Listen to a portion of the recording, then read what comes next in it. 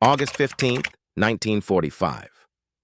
The day Japan's emperor announced surrender crackled across radios in Tokyo, but in the bamboo-framed huts of Luzon, in the shadows of Burma's jungles, and in the cellars of Nanjing, the war did not feel over. In one such station, deep in the Philippines, the air reeked of mildew and sweat. Thin paper screens rattled in the humid wind, and a group of young women, some barely out of girlhood, sat in silence, clutching one another like driftwood in a storm. They did not know what the date meant. They only knew the sounds of boots, the bark of Japanese sergeants, the gnawing ache in their stomachs, and the way time had shrunk to a single expectation. More soldiers, more nights, more survival. The place had been called a comfort station, a phrase that sounded almost merciful in its vagueness. In truth, it was a prison without bars. The Japanese Imperial Army had built such sites wherever its flag spread: Shanghai, Manila, Rangoon, Seoul. The estimates later given to historians varied wildly. Some said 50,000 women had been taken. Others argued it was closer to 200,000. Numbers that could fill stadiums were reduced here to shadows behind reed mats, waiting for the next order. One of the women, 17 years old, bit her lip so hard it bled. She had been taken from her Korean village 2 years earlier, told she would work in a factory for the empire. Instead, she had been placed on a transport ship, then herded into this station. Her name, like so many others, had been stripped away and replaced with a number on a ledger. She would later say that her greatest fear was not dying, but forgetting the sound of her mother's voice.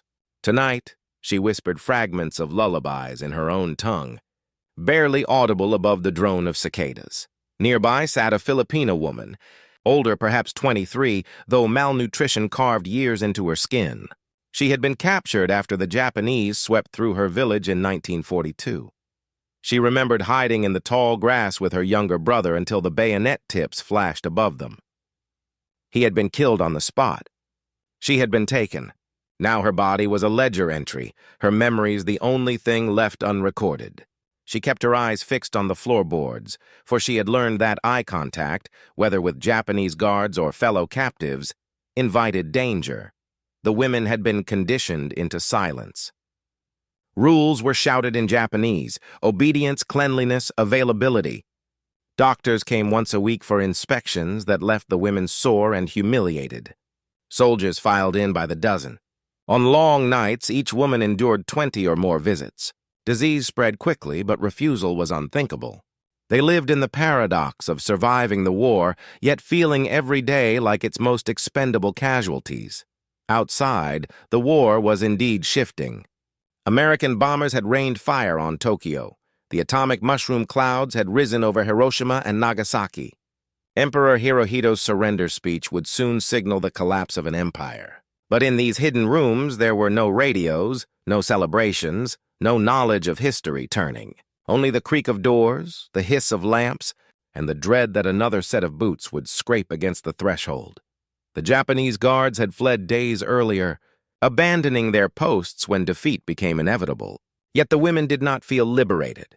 Abandonment did not equal freedom. It meant exposure. If Japanese soldiers no longer controlled them, who would? Perhaps worse men, perhaps enemies even more ruthless. Rumors drifted through like smoke. Americans were near. For women who had endured years of being used by one army, the thought of another army filled them with terror. Soldiers were soldiers. Uniforms, no matter their color, meant power over the powerless. One woman whispered that Americans were tall giants who smoked cigars and shot first, laughed later. Another said she had heard from a Japanese officer that the Americans were even more barbaric, that they would defile any woman they found. The irony, of course, was bitter. They were already living through what their enemies accused others of. But fear does not measure irony. It measures survival. The hut grew still at dusk. Shadows stretched long over the cracked floorboards. They huddled together, the younger ones clutching the older clutching no one. Outside, the rumble of engines approached. Boots, this time heavier, unfamiliar in rhythm, began to echo. The cicadas faltered, as if the jungle itself were holding its breath.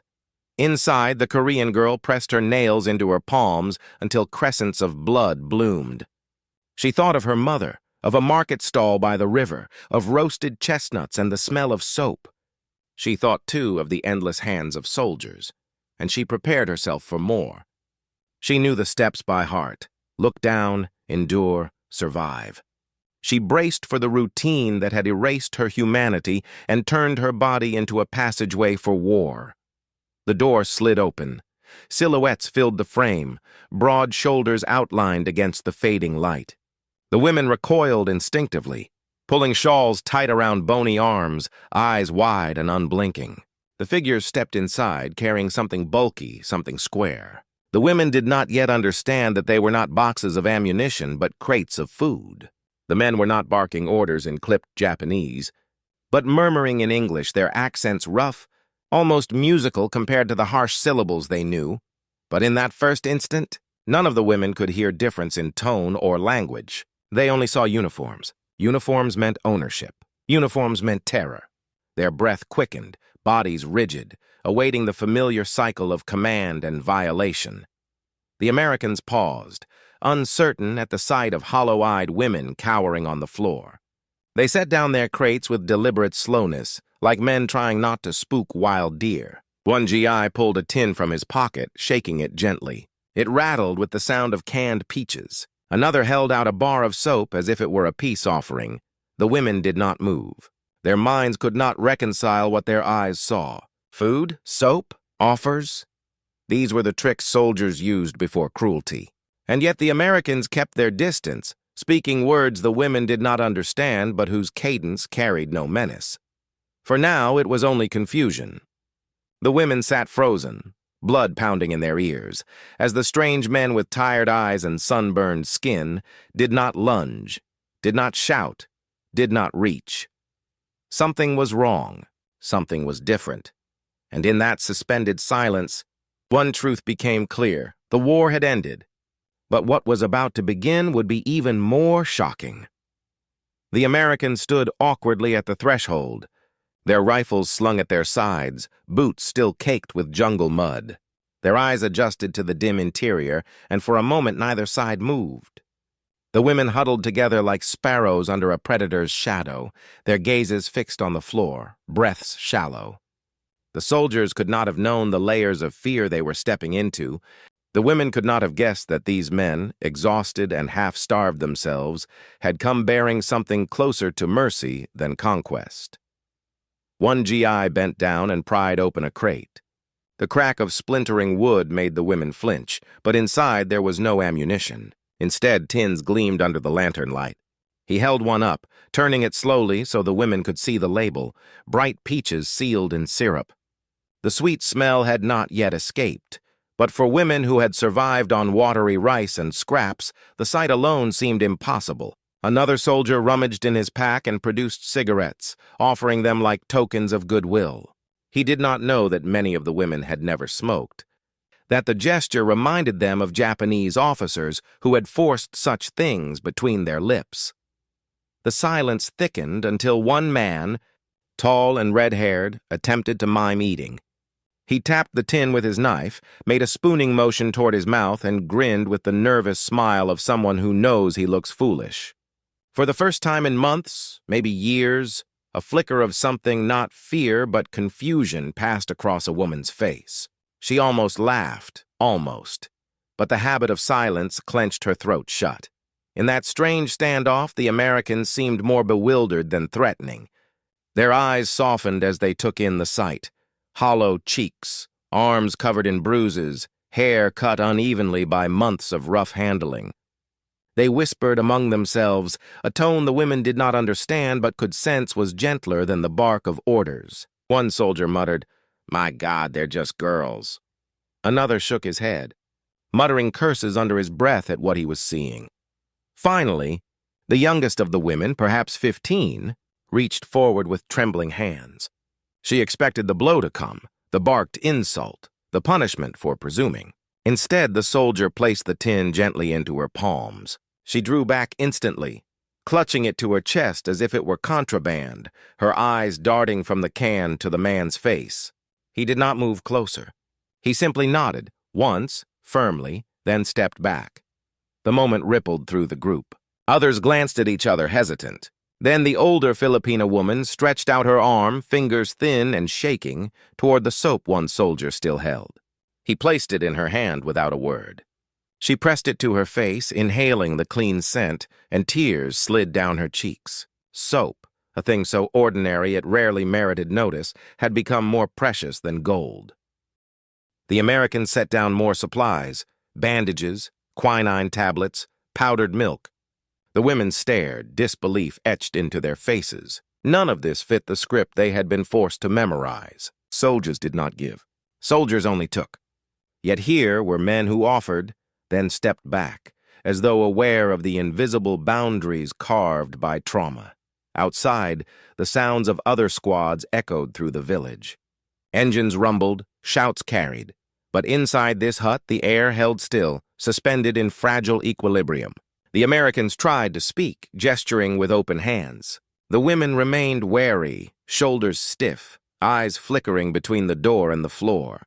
The instincts of survival told them this kindness might be a trap, that the cruelty would come later when their guard lowered. But then something almost absurd happened. The red-haired GI pulled from his pack not more food, but a small harmonica. He pressed it to his lips and began to play. A clumsy tune, notes bending, not quite in rhythm. The sound startled everyone, even his comrades. Yet in that strange moment, the hut filled with something neither side expected: music. It was cracked and imperfect, but it was not shouted commands. It was not boots pounding or fists slamming. It was, astonishingly, play. The women's eyes widened. One covered her mouth as if afraid laughter might escape. Another tilted her head, tears mixing with a small, incredulous smile. The Americans chuckled at their friend's fumbling, the laughter not sharp but warm, and the tension loosened just slightly. For the women, it was perhaps the first moment in years when the presence of soldiers did not mean terror. Still, the fear did not dissolve overnight. When the GIs tried to coax them outside, some refused, convinced danger waited beyond. Even when medics arrived with stretchers to take the sick, women clutched one another, begging not to be separated. The Americans, bewildered by this intensity of fear, began to realize the depth of the wounds left behind. A doctor later recorded that the women showed signs of psychic shock, a phrase inadequate to describe the years of systematic violation that had shaped their instincts. Yet slowly, day by day, gestures built trust. A soldier kneeling to lace a woman's torn sandal instead of demanding her body. Another sitting nearby, carving a piece of wood into the shape of a bird, then leaving it at her feet without asking for anything in return. These acts, small and almost awkward, became a language of their own. They told the women, "Not this time, not us, not ever." The contrast could not have been sharper. Under Japanese officers, medical checks were weekly humiliations. Under the Americans, real doctors treated their infections, wrapped their wounds, and looked them in the eye. For women accustomed to being handled like livestock, that simple act, eye contact without possession, was more bewildering than any weapon. And yet, doubt lingered. At night, some still braced when footsteps approached, hearts pounding until the steps passed. Others hoarded the food given to them, hiding tins of peaches under floorboards, unable to believe abundance could last. Kindness, after so much cruelty, felt like another trick of war. One survivor later recalled the surreal moment she tasted her first bite of canned peaches.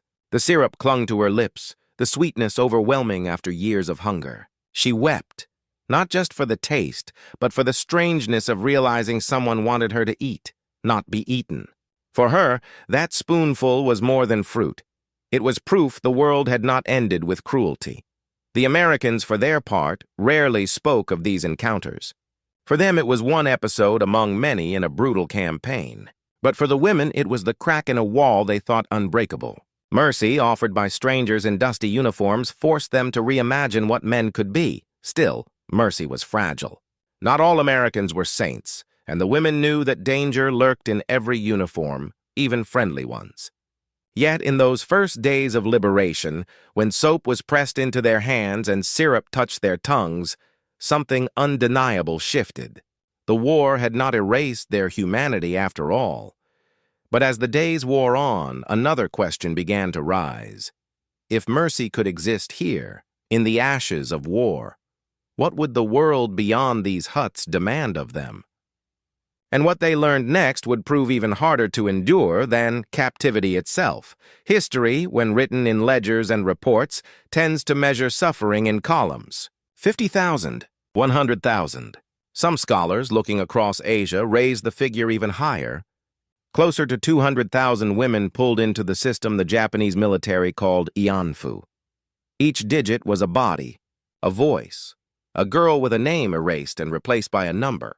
Yet behind those statistics lay testimonies that, once spoken, carried the raw weight of truth no chart could hold. In 1991, decades after liberation, a Korean woman named Kim Hak-sun broke her silence. She stood before cameras, her voice trembling, and told the world she had been taken at age 17. Her account was one of the first to pierce the silence that had stretched like a shroud over survivors.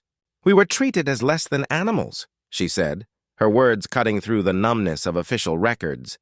For every Kim Hak-sun, there were thousands who never spoke, some out of shame, others because their voices had been buried by time.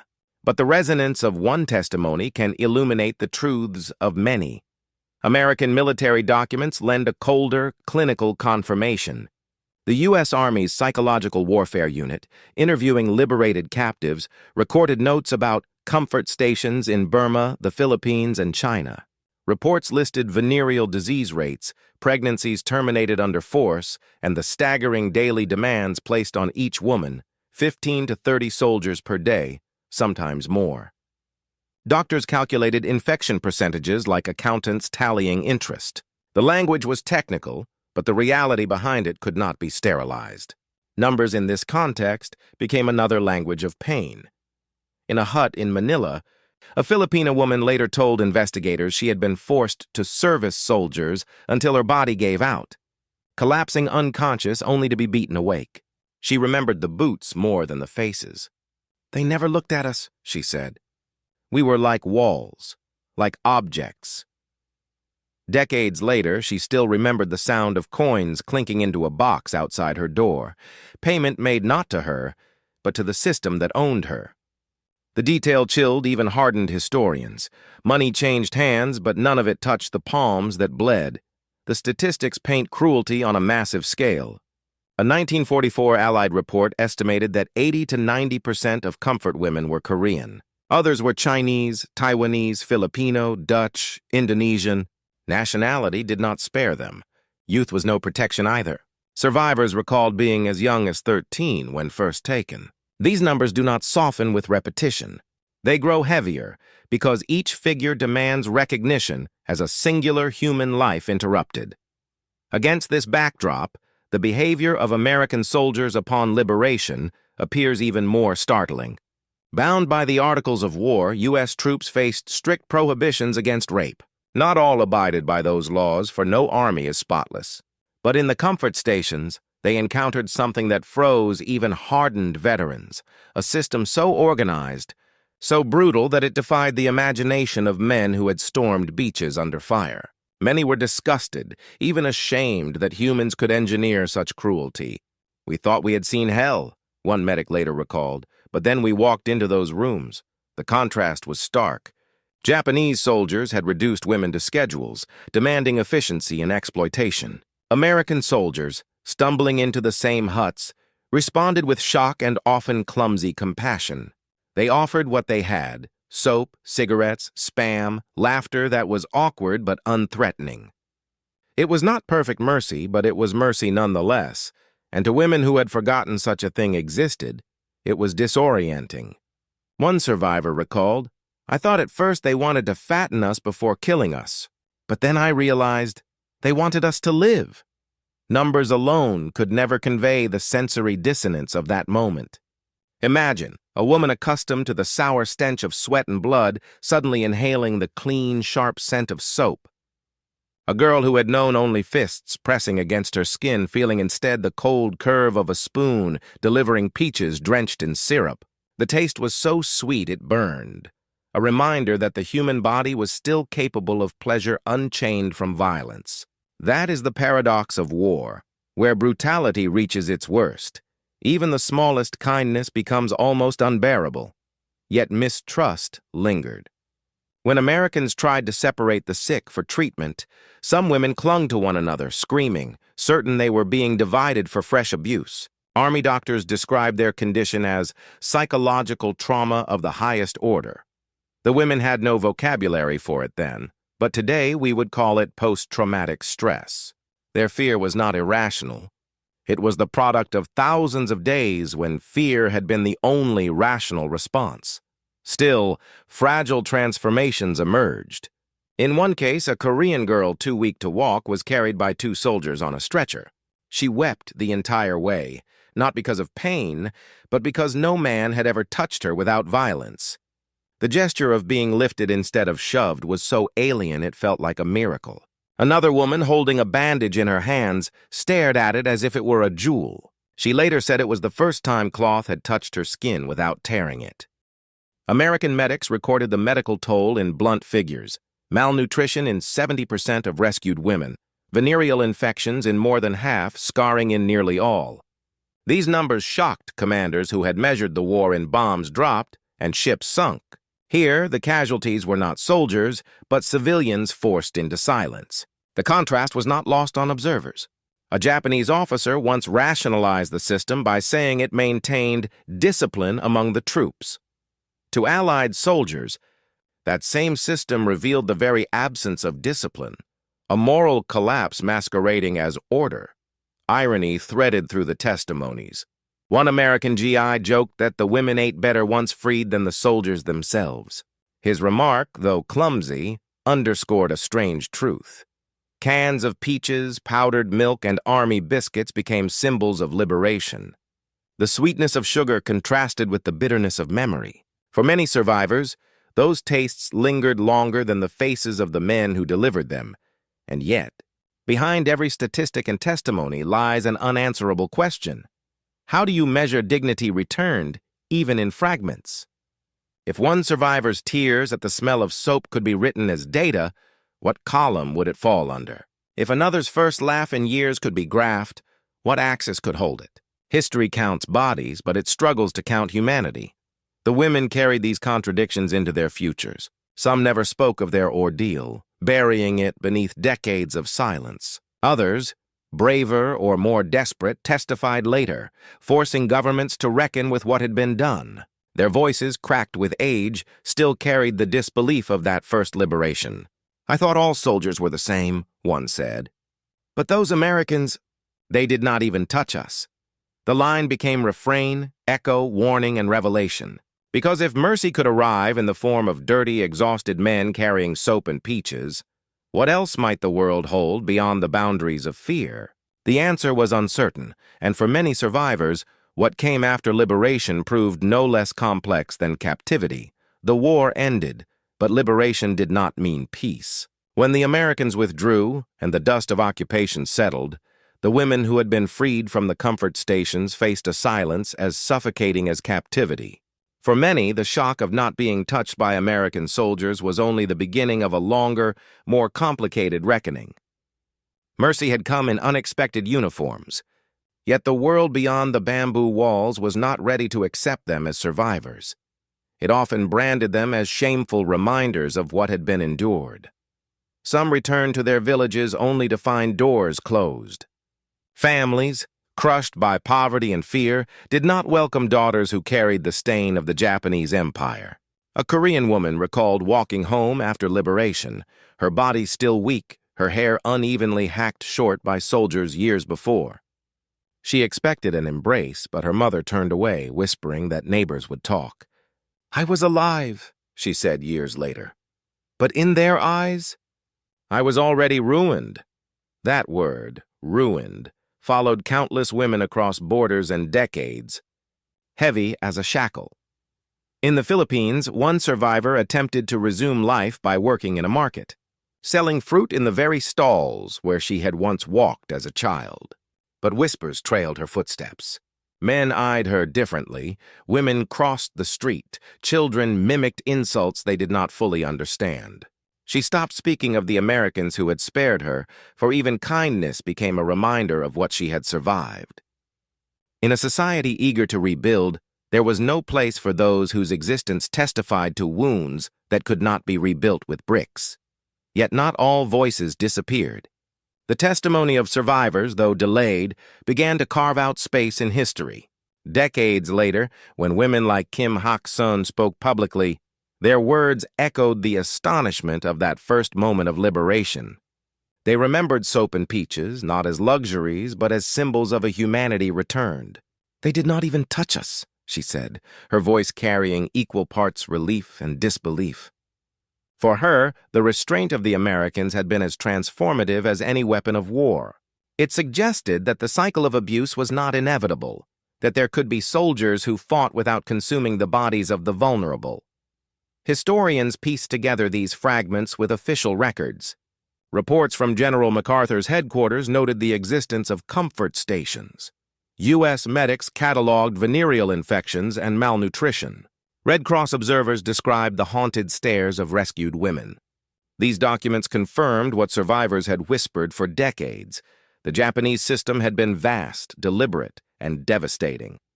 But the documents could not capture the contradictions. The way some women described Americans as saviors, while others remembered them as strangers, whose presence reignited their fear. Liberation was not uniform. It was as fractured as the lives it touched. The irony of post-war justice added another layer.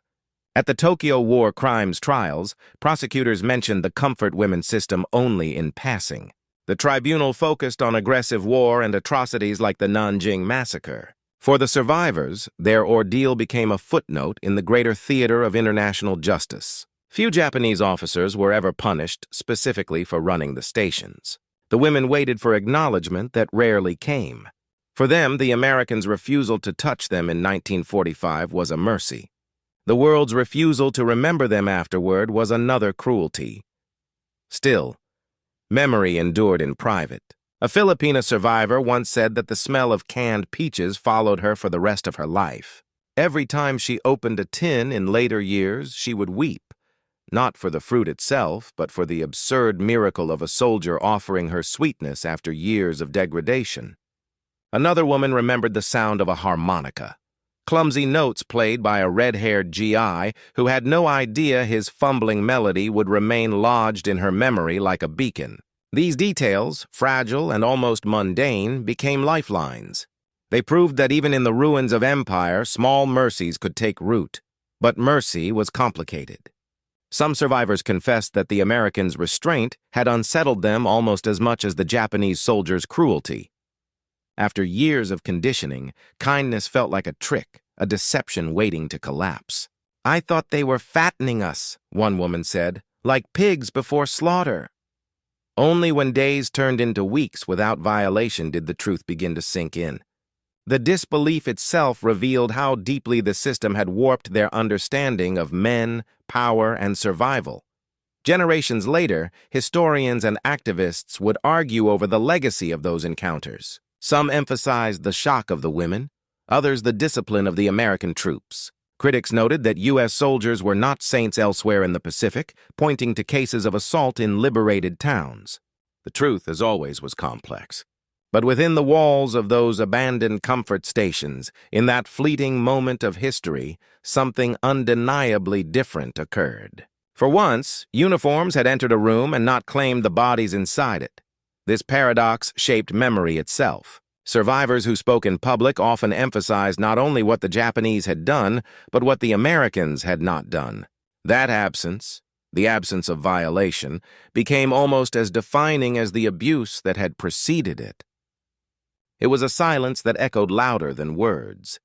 In a war filled with noise, bombs, speeches, radio broadcasts, the quiet decision not to touch carried its own weight. As the decades passed, monuments rose in Seoul, Manila, and Taipei to honor the comfort women. Bronze statues of young girls sitting solemnly in chairs faced embassies, their gazes unflinching. Tourists walked by, some indifferent, others moved. Yet few knew that behind those statues was also a story of bewildered gratitude toward a group of foreign soldiers who had once stepped into dark huts and, against every expectation, offered soap and food instead of cruelty. That layer of the story remained quieter, overshadowed by the enormity of the crime itself. Even now, the echoes remain unresolved. Survivors continue to demand recognition, apologies, reparations. Government's trade words deny, defend. But the women's voices, fragile with age, still recall that singular shock, the astonishment of finding mercy where they expected only harm. It is a reminder that history is not only about what was done, but about what was withheld, an act of restraint that became its own form of deliverance. And yet, as powerful as those memories are, they leave one question unanswered. If the women had been shocked by the Americans' refusal to harm them, what would the world do with their stories afterward? Would mercy shown in a hut ripple outward into justice, or would it vanish, leaving only silence in its place? The answer to that question would shape not just their lives, but the conscience of nations.